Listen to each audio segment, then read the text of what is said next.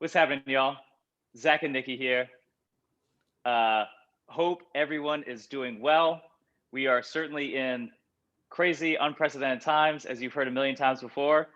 And that's a little bit of the backdrop of like the theme of Nikki and I's conversation, specifically on kind of how 2020 has disrupted our industry. And I think Nikki is a great example of someone who's made some pivots, who has done a lot of work, both like way pre 2020, but a lot in the past year as well. So, Nikki, my guess is most of my audience probably knows you anyway, but introduce yourself if you don't mind.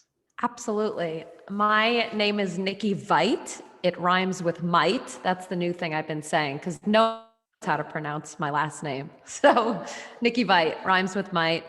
Gosh, what about me?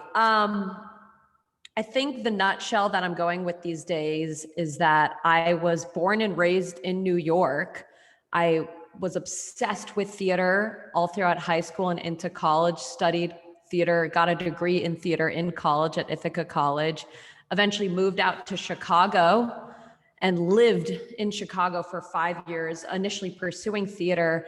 And literally the gym bug bit me because in 2014, this is my favorite way to describe getting into fitness, I had so much extra time on my hands because I barely had a part-time job. I barely knew anyone in Chicago. And I thought to myself, what do adults do when they have too much time on their hands? They get gym memberships and they go to the gym. So no kidding, that's literally how I got into fitness. I got a gym membership at Lakeview Athletic Club and just started bopping on all those machines, following what the little orange man on the side of the machine told me to do, and literally was that person that just like spent 5 minutes on one machine, 5 minutes on the next. Eventually started cheating on theater with my mistress that was fitness, and got really, really into fitness in terms of really bodybuilding and strength training and seeing how men kind of stood on one side of the gym while women stood on the other, and thought that was weird, and started messing around with what the dudes were doing. And then, that was 6 years ago. Well, technically it's 2021 now. So I guess that was 7 years ago when I first started getting into fitness. And to take you to present day, in the summer of 2019, I left Chicago, moved to Memphis, Tennessee, where I reside currently. My wife, in fact, was born and raised in Memphis. And that's what brought us to Memphis, for everyone asking why the hell we are in Memphis. And yeah, I mean, we're probably going to address one of the big questions as to like what my training life has been like in Memphis since I moved here. But I've been pursuing fitness 100% as both a kettlebell instructor, barbell instructor, strength trainer, personal trainer, and a self-proclaimed weightlifting enthusiast, occasional athlete, occasional competitive athlete. But really, that's kind of how I feel like I am in a nutshell, like a theater convert to fitness, and that impacts every day of my life. Yeah. And it also, I think, makes your content all the more entertaining because, I mean, you give us a little dramatic flair with, some song and dance, which I always appreciate. I appreciate that. I appreciate you appreciating it. Team always watch to the end. Hashtag. Seriously, you never know what's going to happen. Yeah. Well, Nikki, again, we, I think, really came into contact and developed a relationship and started communicating right around a pretty big transitional time for you, which is when you were packing up from Chicago and moving to Memphis. So for pretty much any, fitness professional, I mean, we're more or less, It's like we're like bison. You know, we go where the grass is, we go where the water is. Changing of seriously. seasons, we change with the seasons, right? So in a large aspect, like what we do, what we're able to do in our business is all defined by our clientele base. And Yeah. when you're when you're an in-person trainer, when you're a 100% in-person trainer, that's obviously, got, some limitations based on where you live. And so making this, big move, as I can, speak from experience, that's like, in no uncertain terms, it's like having the rug pulled out from under you, and you're up in the air for a couple Yeah. days, and then you land hard on your face, and you figure it out from there.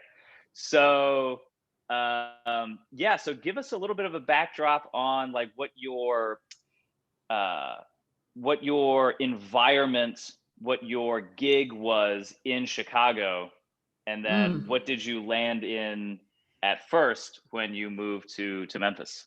totally. Absolutely. I think I started off like every other trainer known to mankind, is waking your ass up at 4:30 in the morning and opening up the gym at 5:30 in the morning with that class that surprisingly brought a lot of people. I was genuinely impressed at how many people would show up at a 5:30 a.m. class in the dead of winter in Chicago. Um, it's interesting because in Chicago, I actually did work at 3 different gyms. I started at a boutique, small as you get, like very independent run boutique style gym that offered pretty much only group classes and personal/small group training. Like you weren't even allowed to go work out at the gym on your own. You might be a member of the gym, but you could only attend classes and private training. And I absolutely got my feet wet. I didn't have a choice really. I was thrown into the gauntlet, and I even was working there. I was training there a few months technically before I got my certification as a personal trainer, which I think a lot of trainers can relate to. You kind of like just get thrown into the gauntlet before you feel like you know everything. But it really is a job where you learn by doing. Mm-hmm.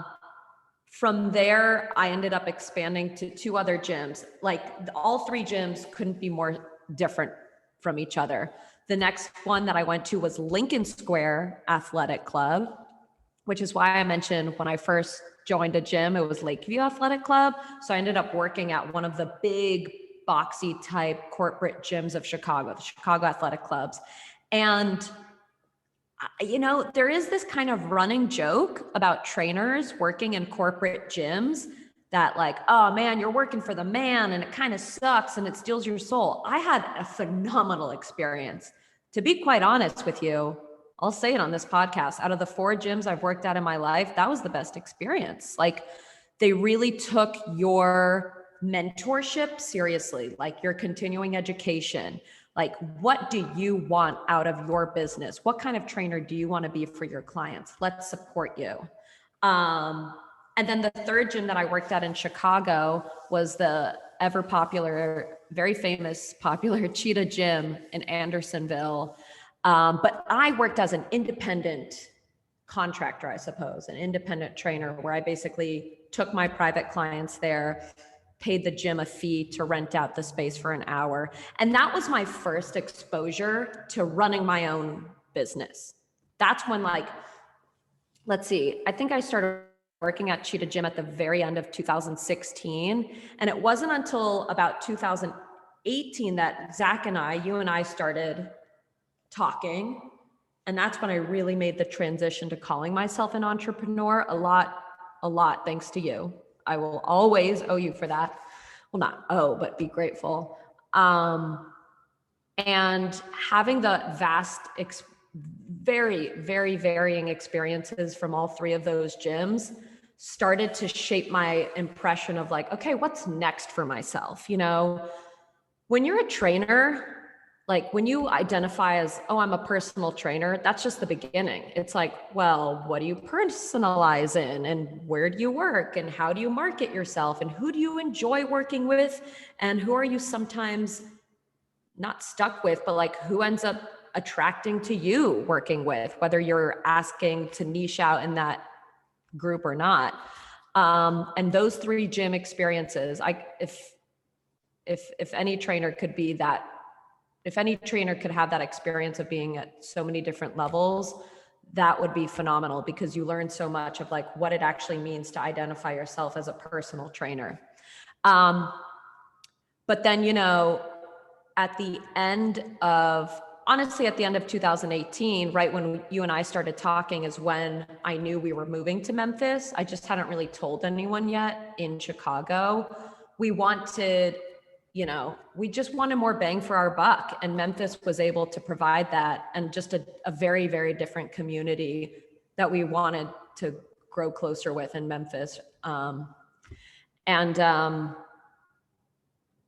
So yeah, as soon as I started saying, okay, we're leaving Chicago, we're entering Memphis, I started checking out the fitness landscape in Memphis. And man, oh man, is Memphis different than Chicago. I mean, Chicago is extremely saturated, right? Like if you really wanted to be known as a kettlebell trainer in Chicago, which is what I wanted to start being known as, yeah, you know, it's like, shoot, what's the expression? Like, small fish, big pond, right? Like there are several gyms that are kettlebell gyms in Chicago, which is awesome, you know, and I wasn't even working at one of them. So I was like, if I even want to have somewhat of a name for myself, Chicago is not the way to do it. So that was another reason I wanted to move to a smaller community. But I tell you what, upon my first like Google search through the top gyms in Memphis, I found slim pickings, just because, you know, when you're in Memphis, all of a sudden you're in the South, like food and church and like country music are like some of the top 3 priorities, you know, which is like, the food is great, to speak of that. But the fitness scene was not what I was used to, definitely coming from Chicago. I happened to talk to a few managers of a few different gyms, and from there I made my choice to work at what I would also call not necessarily a boutique gym, but definitely a small, independently run gym that where the facility was located was on the very top floor of like an event center, like where people typically hold weddings and conferences and fundraisers.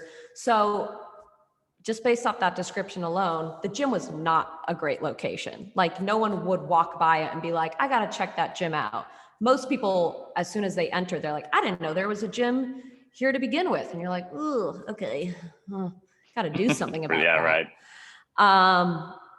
But that being said, you know, I really hit the ground running as soon as I moved to Memphis, literally Memorial Day of 2019. And I started working at that gym like 2 days later, and just started getting myself exposed to a whole new bevy of clientele, like it's just a whole different community.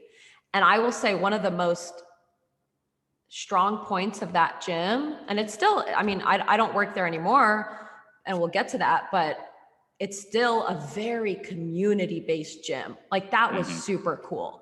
Everyone knows each other's names. Everyone's kind of talking, checking in before classes, at the end of classes. They're kind of rolling their eyes at each other during class because the instructors are telling them to do ridiculous things.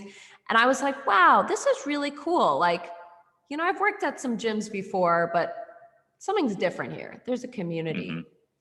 But I reached a point where I started feeling, and I don't want to come off cocky when I say this, but I did start to feel like I was outgrowing that pond. Like here I am one of the only Strong First certified kettlebell instructors in Memphis. At the time, there was one of 3 of us. And I felt like I wasn't having enough of a landscape. You know, I wanted to be doing more than what that gym was allowing me to do, what it was enabling me to do. And I just realized like, you know what? I think I'm better off managing myself. Like, I realized that the direction I wanted to take my career and where I wanted to take kettlebell training in Memphis was not able to be supported. It couldn't be congruent, is that the word I'm looking for, with the direction the gym was going in. And so then this little thing called the coronavirus struck America in March 2020, maybe earlier. We don't know. And everything seemed to shut down. And ironically enough, I was actually in Switzerland on like March 10th, when the president issued a travel ban from Europe to America and vice versa. And Carly and I were like, shit, we've got to go back to America. Like, we weren't even in Switzerland for a full 24 hours. My family's from there, so we were staying with my family. And we literally got on the first flight back to Memphis. Oh, no. Yeah. And that was the beginning of our quarantine COVID experience. And then, I mean, to just put a button on this story, it was hard. It was very hard in March and April, just like it was, I think, for every single trainer in the world, because, and yoga instructors, right? And like other coaches and athletes, like, I can't speak for other industries because I'm not actively involved in other industries, but for the fitness industry, like, all of a sudden we were being told, like, stay home and like, don't really talk to anyone or touch anyone or like touch public things, because we were so afraid that you could get this just by like looking at a door handle, you know, let alone touching it. So it was a very scary time for most trainers. I think every trainer. And I'll tell you what, like, call it ambition, call it stubbornness, call it pride. But I just took that as a sign of, well, I guess we're going virtual. And I tried to convert all of my independent clients and my clients that I was training at the gym at the time virtual. I started teaching classes virtual, and it actually birthed what is still running today, the Quarantined Kettlebell Club, that my buddy Robin Morris, now one of the only other Strong First certified instructors in Memphis, there's 3 of us now. We birthed this virtual kettlebell club. And you know what? That was March 2020 when we had our first class at the very end of March, and we were just doing it for fun. Yeah. And we're still running it today. It's January 2021. We teach 4 classes a week, and we're still exposing new people, and people that have never picked up a kettlebell, people that are afraid of picking up kettlebells. And so, yeah, you know, again, call it ambition, call it stubbornness, call it pride, just call it grit. But I was someone that, as soon as this pandemic said, okay, you can't leave your house to work, I was like, well, then I'll work from home. Yeah. I'll make it work. So if I can maybe interject and ask, because I am genuinely curious, and I don't know if we've like specifically spoken too much about kind of the behind the scenes of Quarantine Kettlebell Club.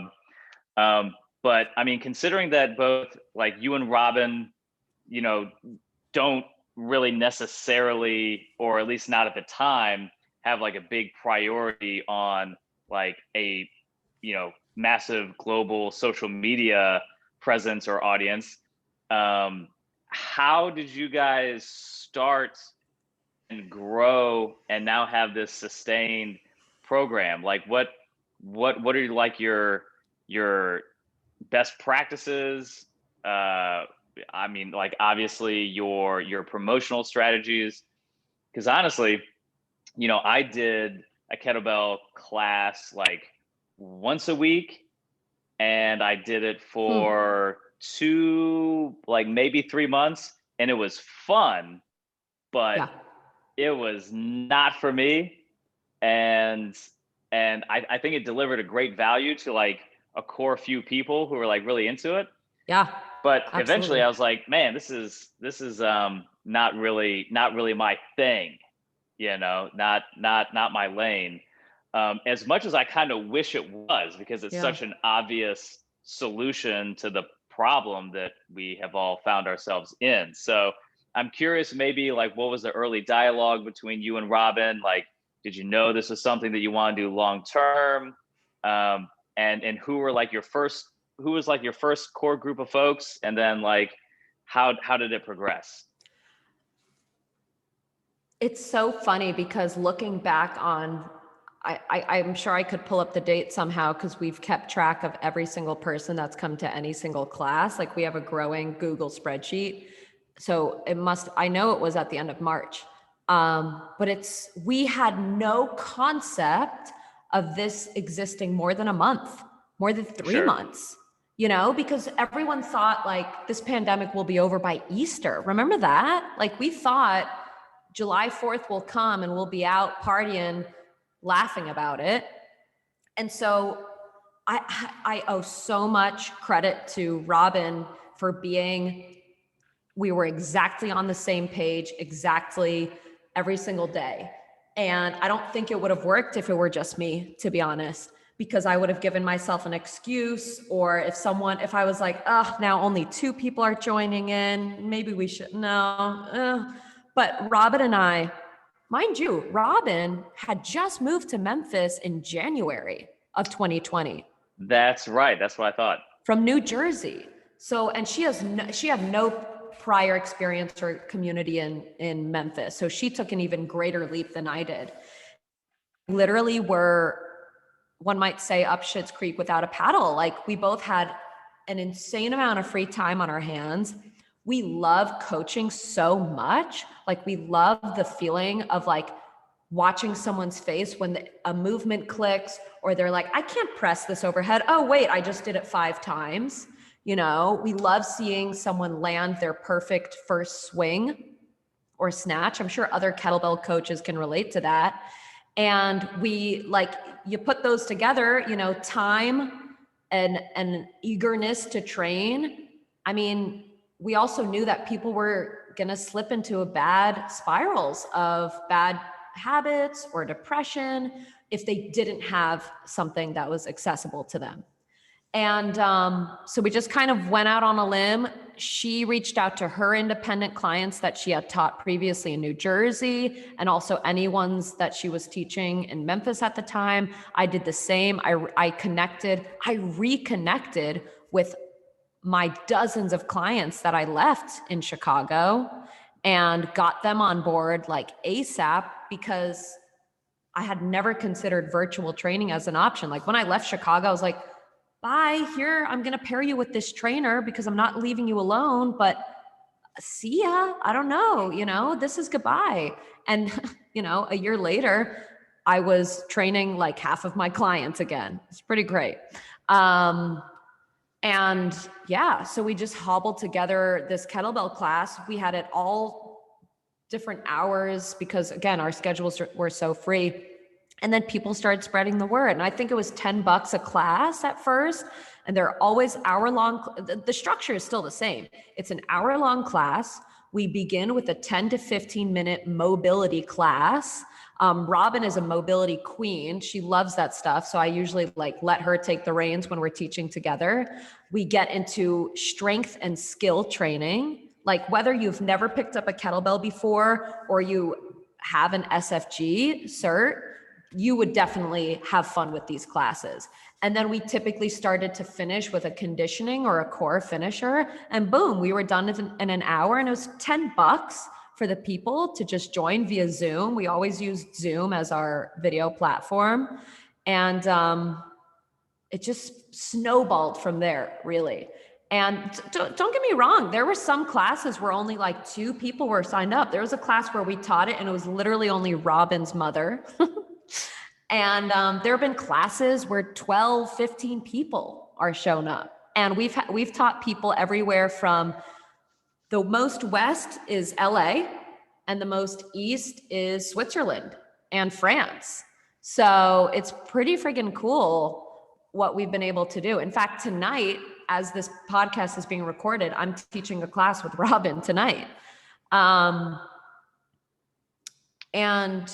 yeah, I mean, it really just snowballed from there, and it seemed like the best thing for everyone.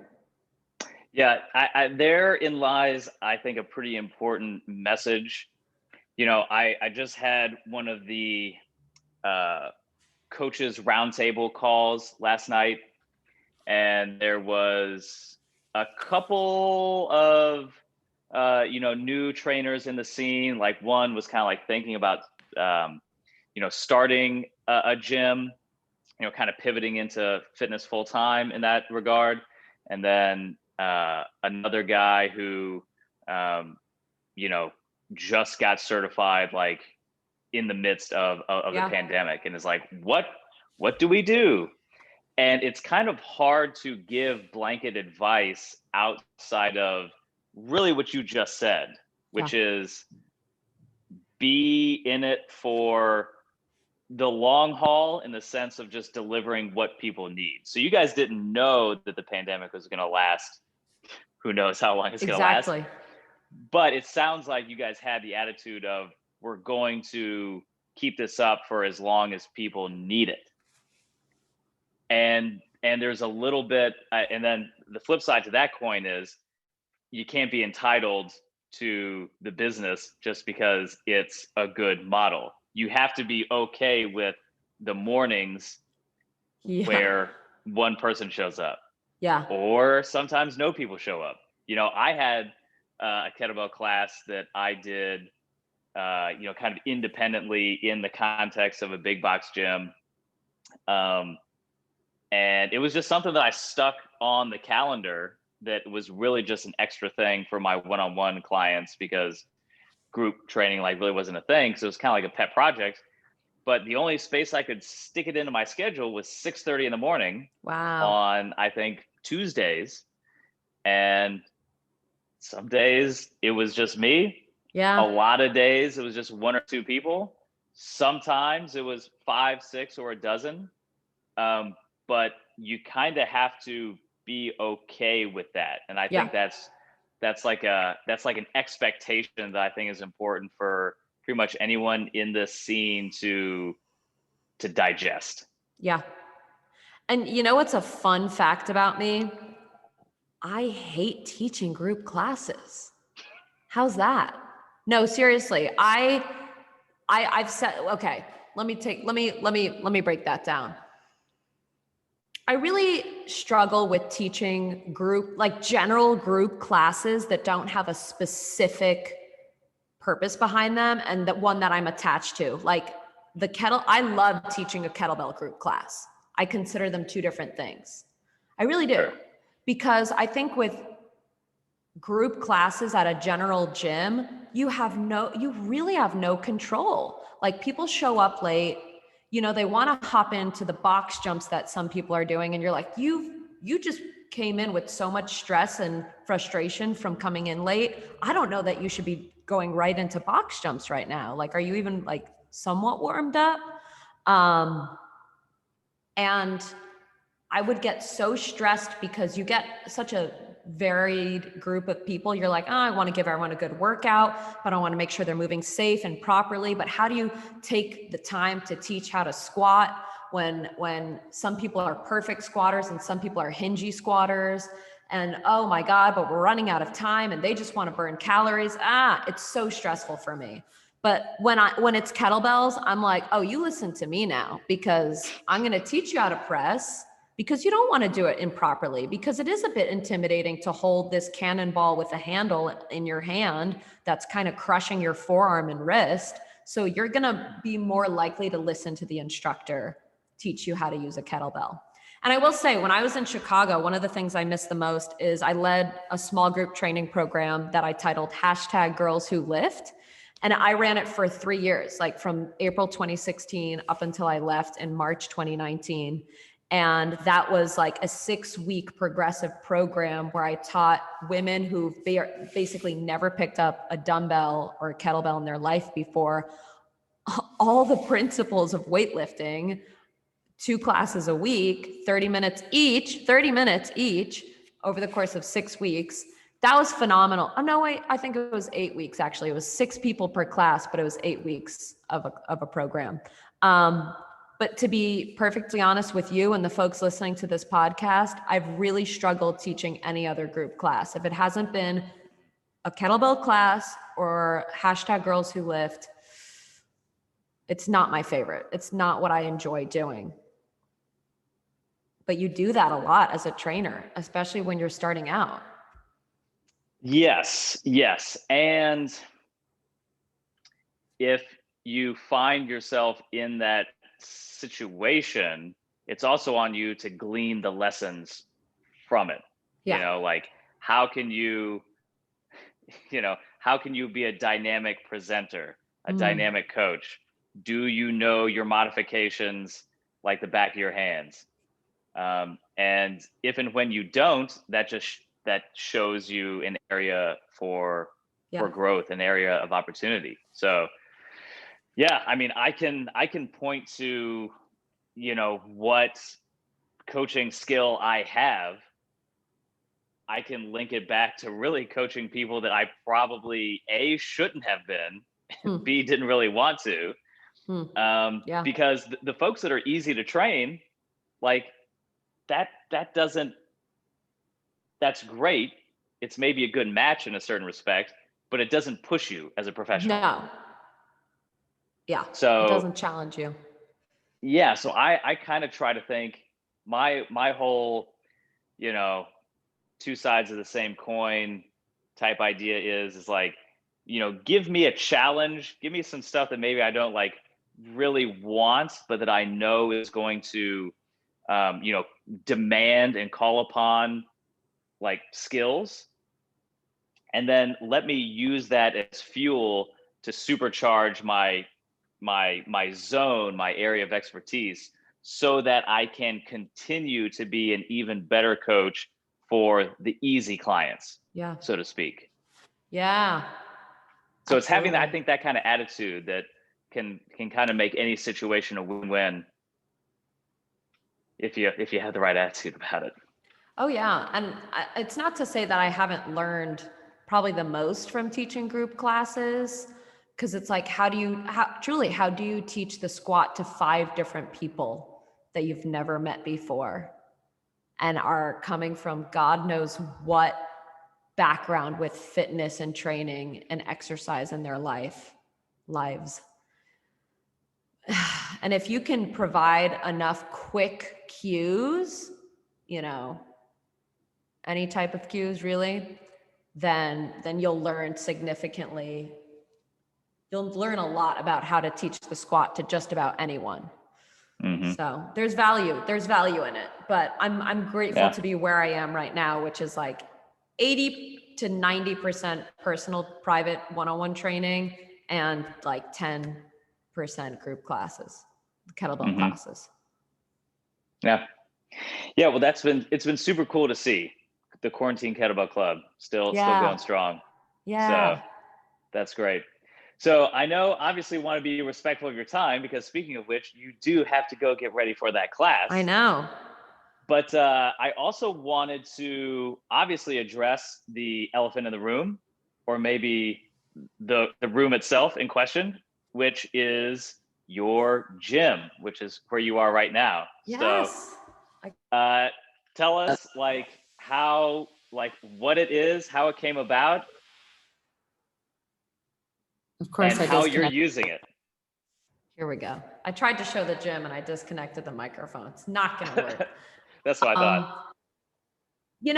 Actually, this picks right back up. This is the perfect timing. So in March 2020, pandemic hits. We launched Quarantined Kettlebell Club.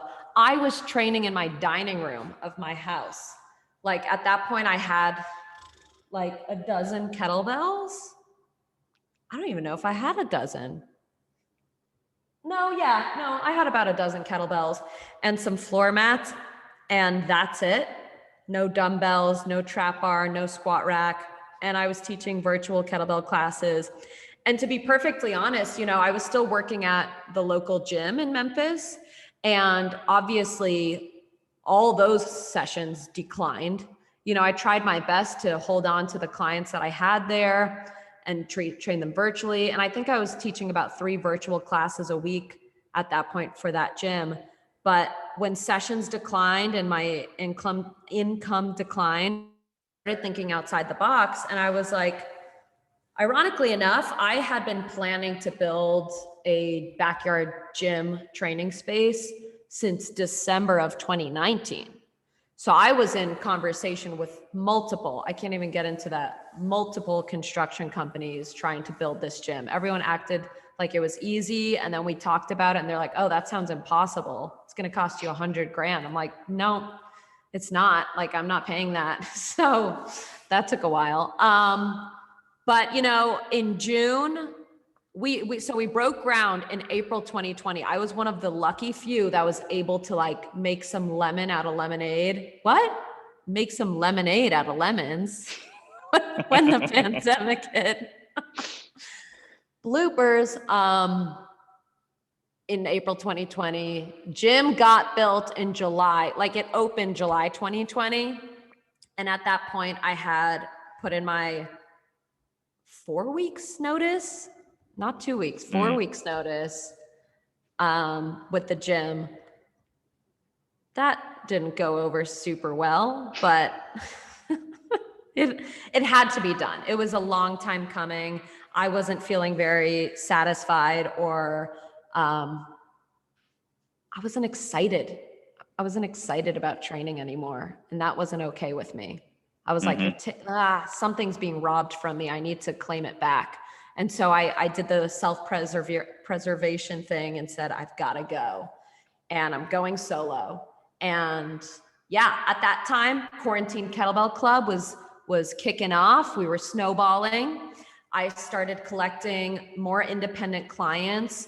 I got a lot of my Chicago clients back because they weren't training with anyone. And I told them that I'm doing virtual training. Let's do it. They're like, I don't know. And I said, I promise I'll take care of you. I've been doing this since March. I think I got my handle on this. And so July 2020, when this gym opened up, boom, it kicked things off. I got in-person clients coming.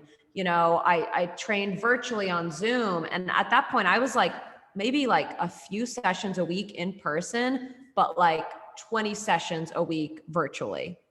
And to describe my gym space, it's about 20 feet by 20 feet, very, very tall, like the floor to ceiling, 12 feet.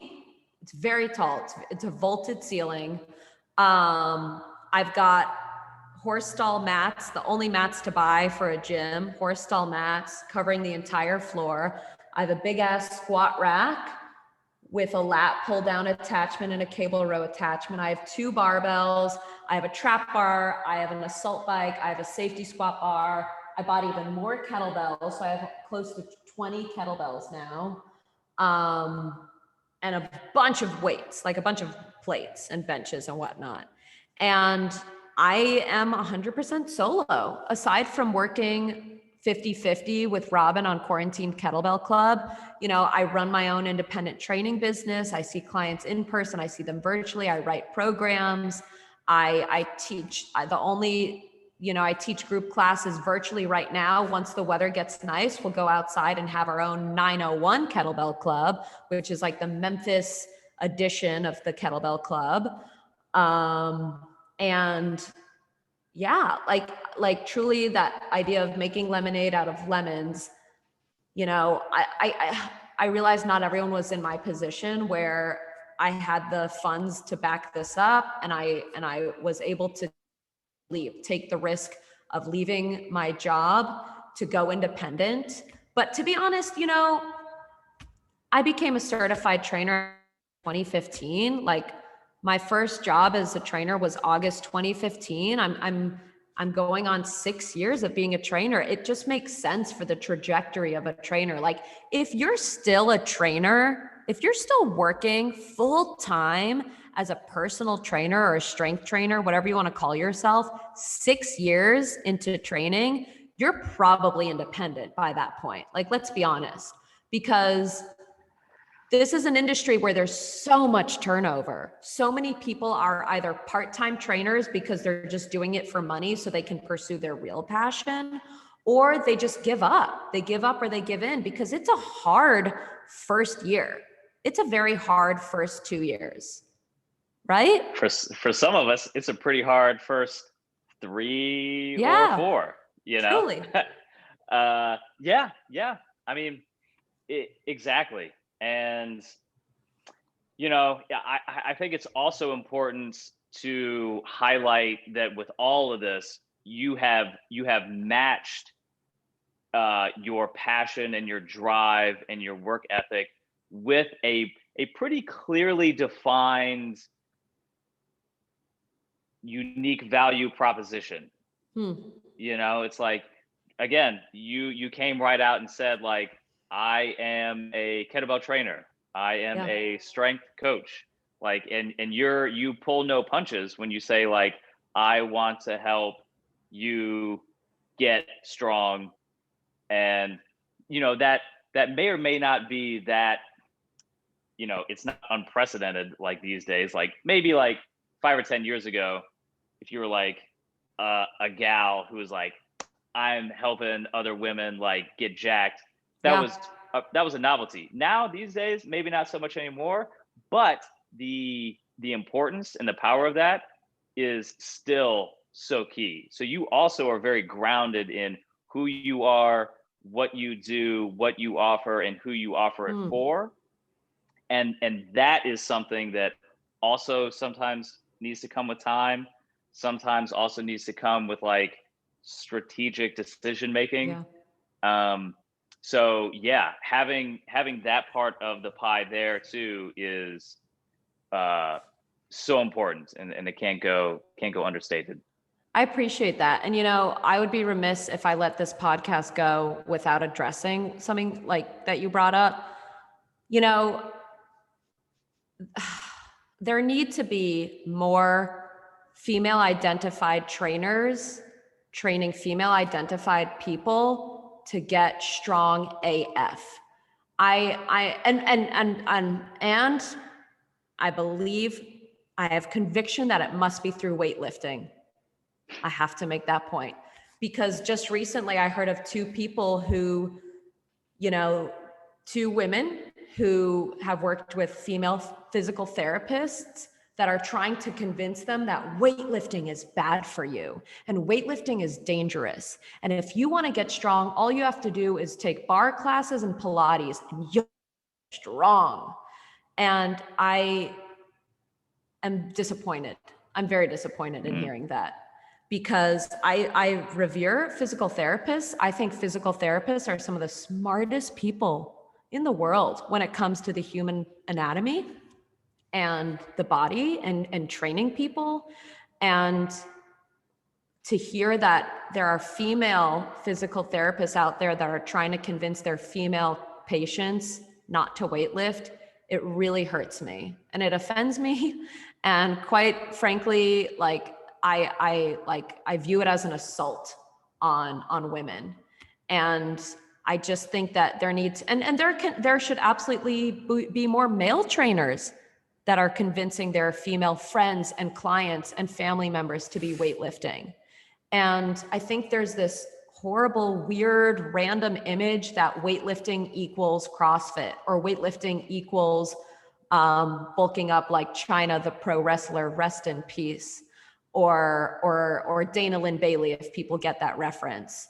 But that's not what weightlifting is. Like, weightlifting doesn't have to be a strongman event. Weightlifting could be lifting 5-pound and 10-pound weights overhead and horizontally and vertically and squatting them, and science has proven time and time again that weightlifting wins when it comes to getting stronger faster. And, like it's so funny because that's what I started out doing 15, and I didn't think I was all that weird or peculiar or unique by doing that. But I gotta tell you, like in the 4 years the 4 gyms I've worked at and the dozens of gyms I've worked out at, I've seen other female trainers or male trainers working with female clients and doing very simple things. And I'm like, don't you think that person could handle a bit more though? Like, I just worry that we're convincing women that weightlifting is not the answer. And I think that a lot of their health concerns and physical concerns could be addressed with weightlifting. And I realize I'm being redundant at this point, but I don't know how many times to say it. I really don't. I've been doing this for almost 6 years, and I'm still stunned that my female friends and clients are still getting the idea that weightlifting might not be safe, Yeah. Nauseates me. Well, it's up to you. It's up to us. Truly. So yeah, I mean, again, that's part of our job. That's part of our responsibility. And I mean, I think as coaches who are also content creators and, to some degree, like have a goal of building an audience, there needs to be some sort of principle backing that up. So it's like, what good theoretically would it do the world if suddenly you had 50 million followers? What would you be able to get across? If it's nothing, then that's a waste. But if it's something like, hey, I don't know if you want to maybe use this, language, but you've been lied to, you've been sold a bill of goods, and I'm here to show you the way, so to speak. And, again, I think every good trainer probably has a little bit of that, like,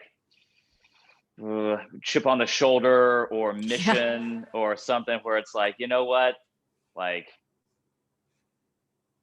this is the way that it needs to be, and I'm going to be a bastion for that. Yeah, absolutely. I mean, I think that's what got me. That's why I launched #GirlsWhoLift in 2016 in Chicago, because, and again, I guess I was the only female trainer. I mean, no, that gym was great. And there are so many exquisite trainers there, especially some of the female trainers I miss dearly. But I was just like, weird that no one else thought of this before me. Like, it's 2016. Like, I just got in this industry a year ago, how come this gym wasn't doing something similar? I actually got accused of stealing the idea from someone else in Chicago. And I was like, whoa, like, instead of women being like, oh, that's badass that you're also doing something similar that I'm doing at my gym across the city, it was like, oh, did you take that idea? I'm like, no, but isn't it cool that we're actually doing good for our female clients? That was weird. But I think, I just feel passionately about that. And I'm totally cool with the idea that some of my clients think that I'm like this genius because I gave them a kettlebell and 6 weeks later they feel strong as an ox. I'm like, okay, you can think I'm a genius, but like, it's just science. Like, it's just like what training is, in my opinion. Mm-hmm. Yeah. Yeah. Well, hey, you know what? I think that might be a good wrapping up point to tease at maybe the next time we chat. I'd be curious to hear more about your training style, both for yourself and for your clients. Yeah, how absolutely. you do it, like how you do it online, how you do it there in person. So we can chat a lot more about the ins and outs of lifting maybe next time. That's a perfect idea. I think there's bounds of material that we could get into just talking about how you train yourself and how you train your clients. That's a really good conversation. Yeah. Well, dig it, Nikki. Well, I've heard the story. I've shared a little bit in your journey in real time. but it's always, I always leave feeling inspired when I talk to you. It's always great to hear, both what's going on with you and your projects and your priorities in real time, but then also hearing your story so far. And I'm super happy that you're in my, kind of my inner circle, my network of coaches. And again, I really love to see everything that you're up to. So keep it up, and we'll chat again here real soon. But anything that you want to wrap up on? No, I appreciate everything you have to say. And I mean, for the folks listening at home on their commute to the couch, I'm very always grateful for Zach Henderson. I would not be the coach I am today without Zach Henderson. You taught me how to be an entrepreneur. You taught me how to market. You taught me how to become independent in this industry. And so for anyone that might be listening because they're a client or a friend or a fan of mine, I throw everything back to Zach and say that, like, he's a whiz with the kettlebell and just a phenomenal business and fitness mentor. So thank you. This has been an honor and a privilege to be on this podcast. Well, thank you so much for saying so, Nikki. And you can bet that I am going to clip this for testimonial purposes. Yeah. So there thank you you go. so much. And let that be a lesson to everyone else out there about the importance of repurposing content. Yeah. Always a lesson with Zach Henderson. Hey, you know it. Quotable quotes. That's it. Well, That's cool, Nikki. you making lemons out of lemonade, Zach. I'm That's telling me. you. That's me. I got my lemonade stand right off camera here. So have a great class. Tell Robin I said hello. I will. I need to holler at her as well. And we'll get our next conversation on the calendar here soon. Perfect. Thank you so much, sir. You have a good one. You as well.